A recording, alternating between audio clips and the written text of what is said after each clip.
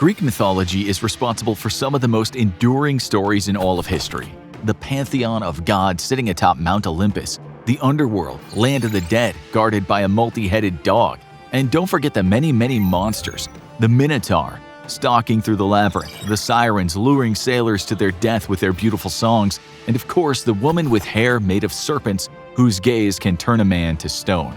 Medusa is quite possibly one of the most famous monsters in the mythological world. You've almost certainly heard of her, seen her referenced in some sort of movie or TV show, but what is the real story behind the snake-haired woman? Grab your sword and shield and try not to make eye contact, because today we're digging into the legend of Medusa the Gorgon. According to the myths, Medusa was not the only Gorgon. She had two sisters, all of them daughters of the sea gods Phorkys and Kito, who dwelled at the very edge of the world. The writer Hesiod described it as beyond glorious ocean in the frontier land towards night, where there are clear-voiced Hesperides. The Hesperides were sky goddesses associated with the evening and guardianship of golden apples. The Gorgons, with their intimidating wingspans, sharp talons, and hair made of snakes, were quite different from these gentle guardians. Their names were Medusa, Stheno, and Euryale.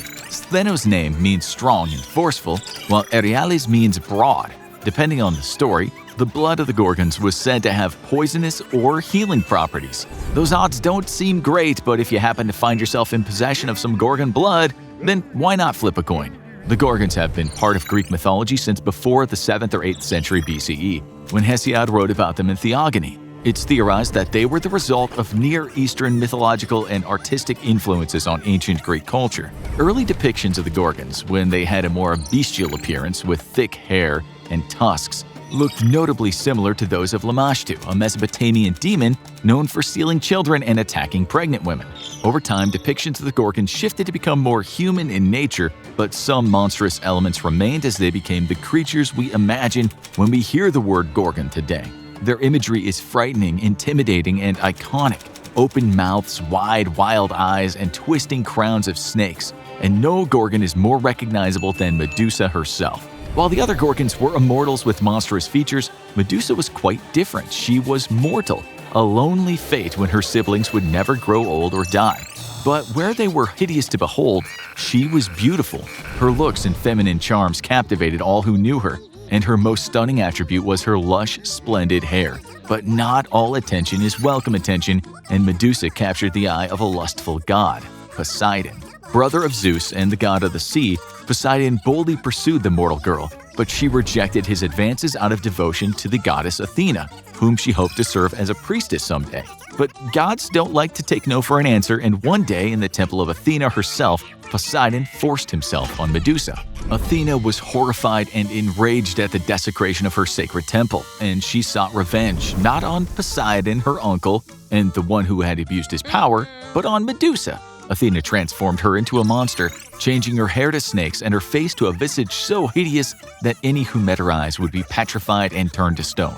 She returned to her sisters, joining them in their isolation and fleeing from society, but she was beset by would-be heroes intending to slay her and cut off her head.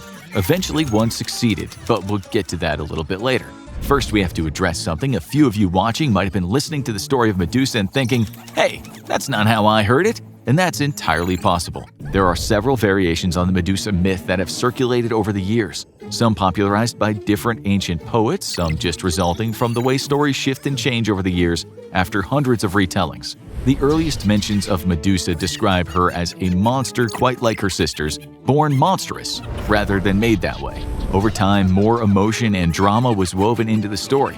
The poet Hesiod described Medusa's fate as a sad one, her mortality tragic alongside the immortality of her sisters. In Hesiod's version of the story, Poseidon and Medusa had a consensual love affair, and he lay with her in a soft meadow and among spring flowers. A gentler, more romantic take on Medusa compared to what came before or after. A century after Hesiod, the poet Stasinus of Cyprus wrote about Medusa and her sisters. He described them as fearful monsters who lived in Sarpedon, a rocky island in deep eddying Oceanus. Later, the Greek playwright Aeschylus would expand on the monstrous appearance of the Gorgons, writing of three-winged sisters, the snake-haired Gorgons, loathed of mankind, whom no one of mortal kind shall look upon and still draw breath. It is the Roman poet Ovid who might be responsible for the most commonly repeated version of the Medusa myth. He described her fate in his work.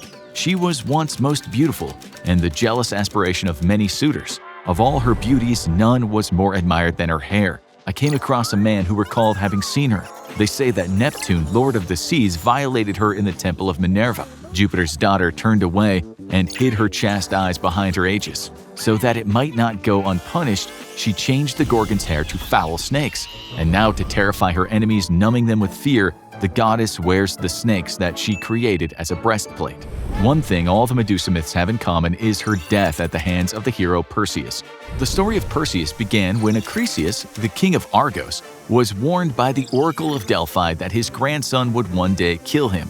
Since he didn't yet have any grandchildren, he set about making sure that he never would. He locked his daughter Danae in an underground room where she would never become pregnant.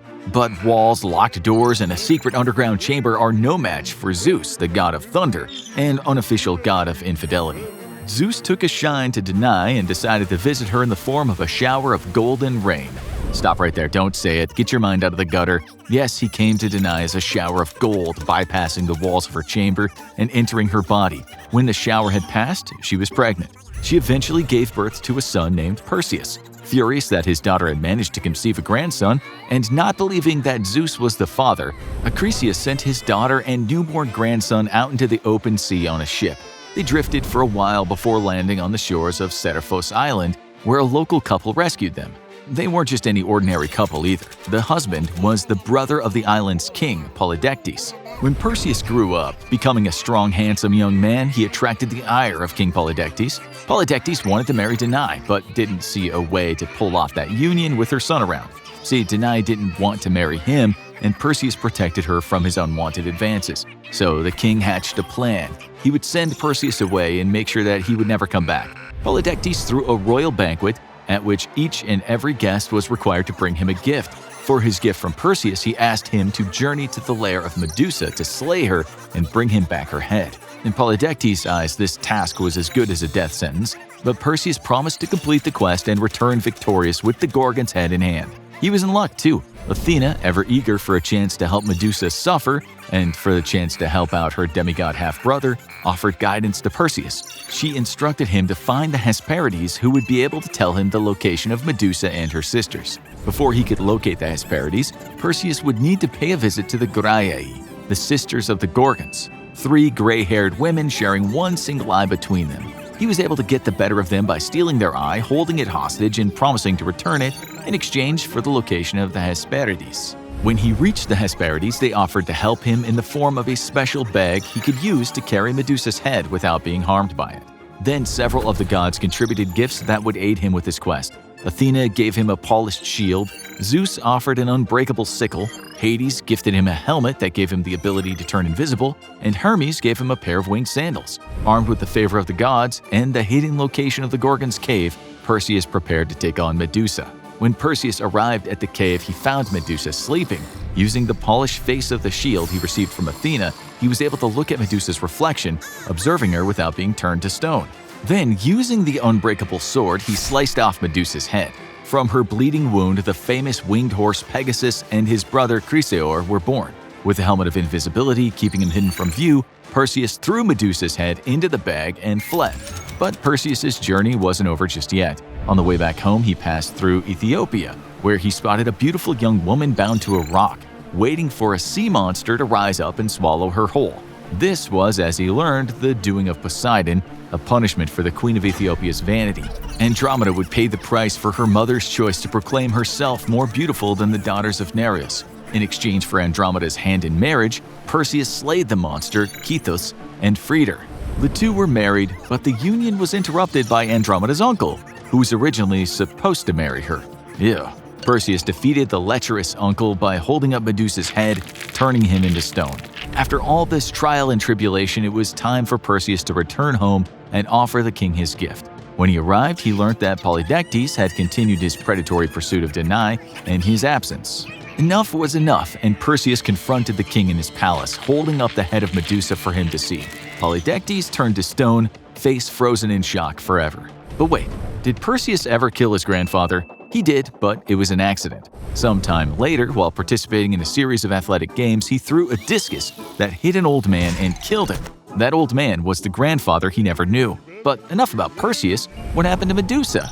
Yeah, she died, but what happened after that? Though she was no longer living, she made her mark on the land throughout Perseus' journey home.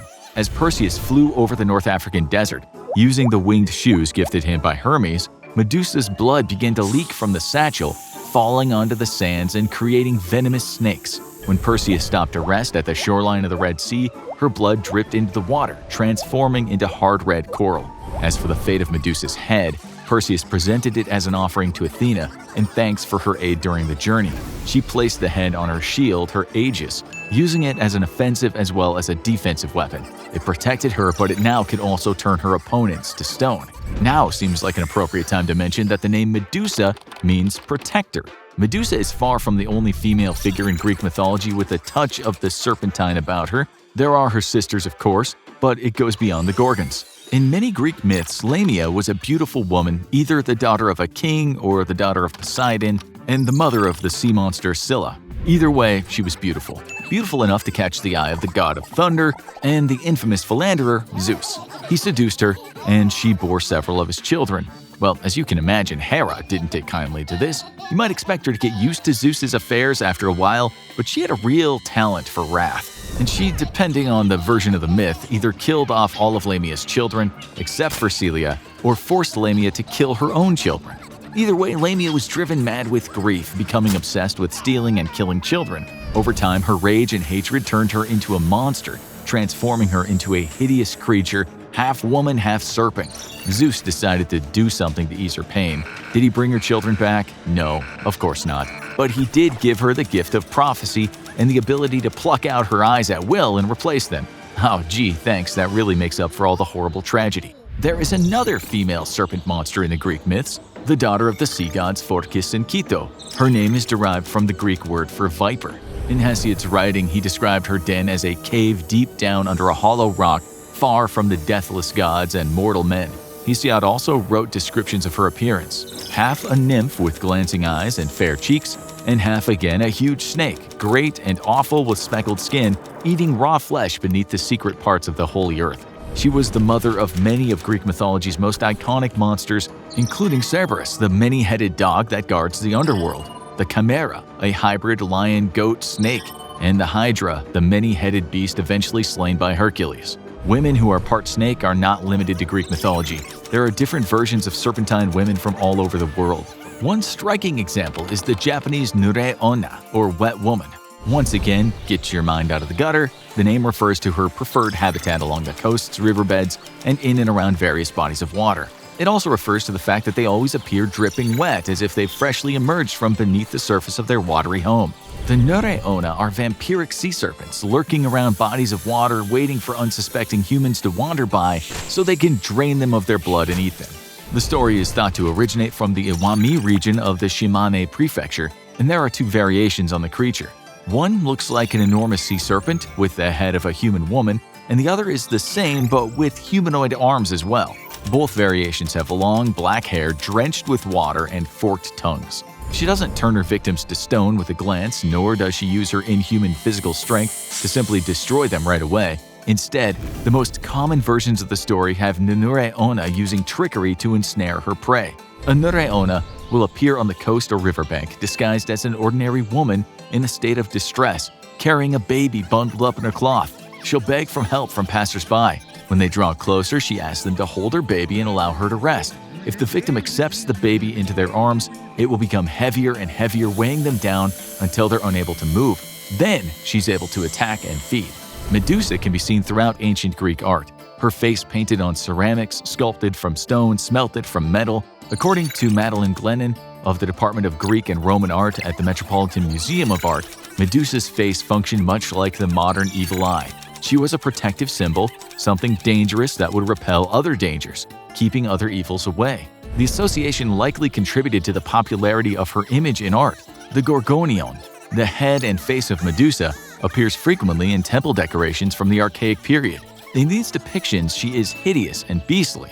Then, in the Hellenistic era, her visage morphs into that of a beautiful, though still inhuman woman.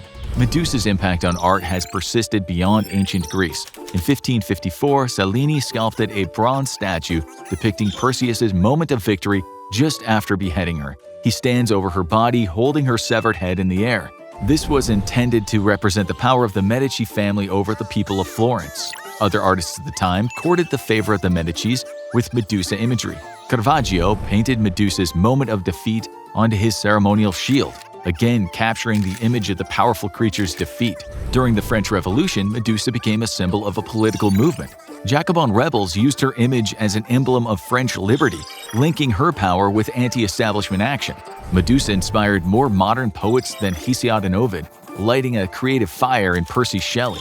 He penned On the Medusa of Leonardo da Vinci in the Florentine Gallery, a tribute that includes lines such as "'Tis the melodious hue of beauty thrown athwart the darkness and the glare of pain, which humanize and harmonize the strain," and "A woman's countenance with serpent locks, gazing in death on heaven from those wet rocks." Shelley described Medusa in the language of a tragic, beautiful woman lost to torture and death. Other writers expanded on the idea of a misunderstood Medusa.